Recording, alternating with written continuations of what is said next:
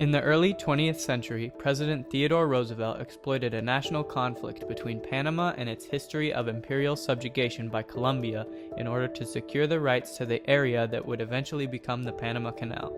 He did so in order to increase trade and build up the U.S. Navy to become a world superpower. The leaders of Panama were forced to make a compromise in which they allowed the United States to purchase the land in exchange for their military support and defense against Colombia.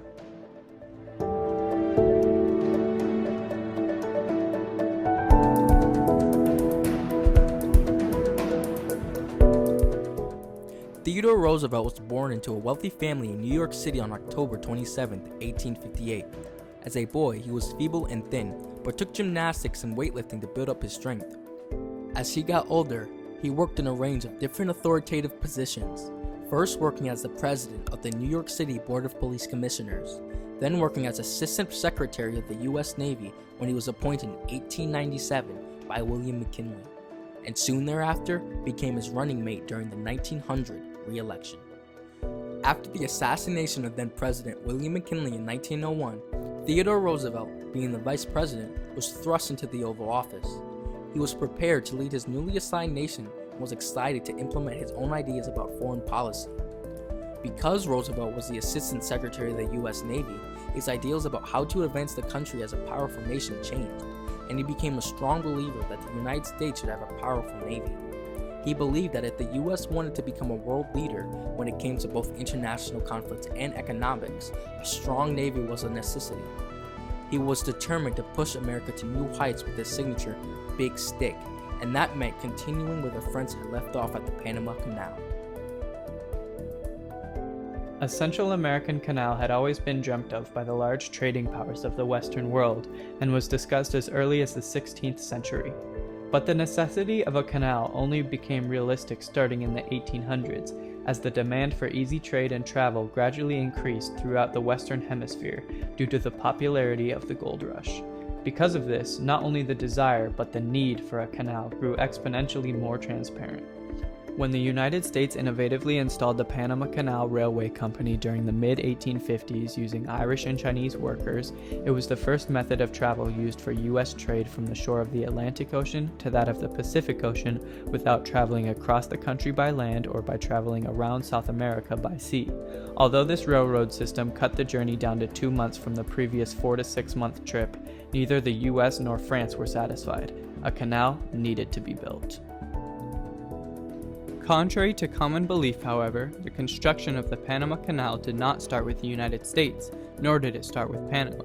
The truth is, the construction was started by France, more specifically by Ferdinand de Lesseps.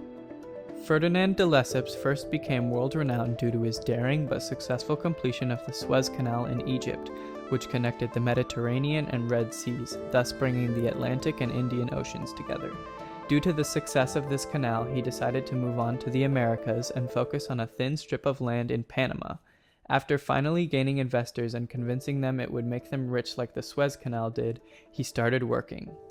Influenced by this false understanding of the tropical mountainous terrain of Panama, Lesseps prematurely initiated construction of the canal despite the warnings made by workers who knew much more about the area. Lesseps did not anticipate the foreign contagions and predators of the Panamanian biome, as he only visited during the calm and dry seasons. When the rains began, his crew quickly started to realize the true nature of the common landslides, the miles upon miles of impermeable jungle, the sloughs of torrential rain, harmful insects, snakes, wicked swamps, hellish heat, and the dangerous Charges River, not to mention diseases such as smallpox, malaria, and yellow fever. Despite such tragedies suffered by de Lesseps and his men, Theodore Roosevelt and the United States decided to pick up where he left off in 1903 due to the progress and railroads already established in the area. The betterment of the canal by the French also played a role in selecting Panama for the site of the canal, as Nicaragua was also a viable option at the time. Theodore Roosevelt recruited thousands of workers for its construction, acquired the necessary funds from Congress, and then got to work. The Panama Canal is unfortunately infamous for its abysmal working conditions. In fact, almost all of the skilled American workers that were stationed at the site of the canal fled within the first calendar year because the conditions were so harsh. The remaining workers endured the hostilities of the terrain, disease, and the dreadful environment, sacrificing their lives to build the largest canal known to man. In addition to the poor living conditions and terrible jobs, pay was determined by your ethnicity and race. Black and Native workers were offered no more than 10 cents an hour for their daily contribution. Despite that, all races were still promised grandeur riches through propaganda and advertisements. Theodore Roosevelt even fabricated lies to instill a sense of liveliness into fresh workers who were arriving to help with the construction of the canal, saying, "You here who are doing your work well and bringing to completion this great enterprise are standing exactly as a soldier of the few great wars of the world's history." This was announced to the thousands of workers during his trip to Panama in 1906, stating, "This is one of the great works of the world." The total cost for the United States was nearly $400 million for the whole project, and unfortunately, approximately 22,000 people perished during both the French and the United States construction of the Panama Canal. Looking back, however, none of this would have been possible without the intercontinental conflicts and political aspects of this issue. After the Hay-Pauncefote Treaty of 1901, the United States was granted exclusive rights to build and also then control a canal through Central America by Britain, and only one obstacle stood in the way of Theodore Roosevelt's new vision coming into fruition: Colombia. Colombia refused to sign any treaty that gave complete sovereignty of the Canal Zone to the US. This proved quite problematic to Theodore Roosevelt, but in spite of this, the US undermined Colombia and went directly to Panama.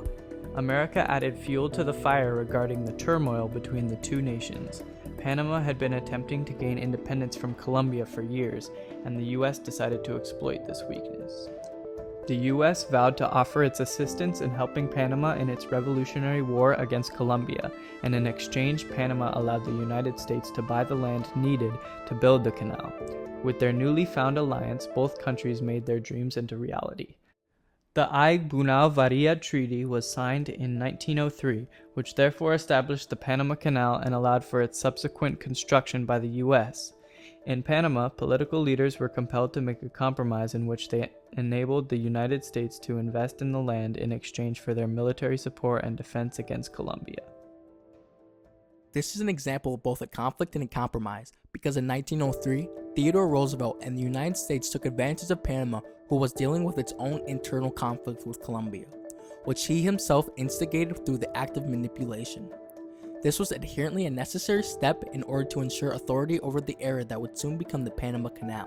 The political leaders of Panama were compelled to enact a compromise in which the United States would be granted the land in exchange for military support and independence from Colombia. Theodore Roosevelt took such drastic measures so that the US could develop into an even greater world power by widening trade throughout the world and expanding the US Navy in the process. On August 15, 1914, the Panama Canal was finally completed. Despite the hardships that were faced, the deceleration of Colombia, and rising altercations between the US and Panama, this newly created maritime passage provided for 5% of all world trade, solving the transportation issue between the Pacific and Atlantic Oceans. Theodore Roosevelt's dream had taken root and flourished into an economic marvel that would prove beneficial even to this day, given the technological advances on transportation in this common age. The canal is now one of many US accomplishments, although it almost went unnoticed. German troops were marching through Belgium and onward to France. The newspapers on the Panama Canal were simply and justifiably loomed over. The greatest engineering operation in the world had been overshadowed by the transfixed entirety of World War I. Theodore Roosevelt unfortunately passed away on January 6, 1919, but his legacy lives on. After a series of public disputes throughout the 20th century, the US-owned territory known as the Canal Zone was dissolved in 1979, and Panama officially gained complete sovereignty over the Panama Canal on December 31, 1999. To this day, it remains as one of the few important conduits for global nautical trade and is one of the most awe-inspiring man-made wonders of this world.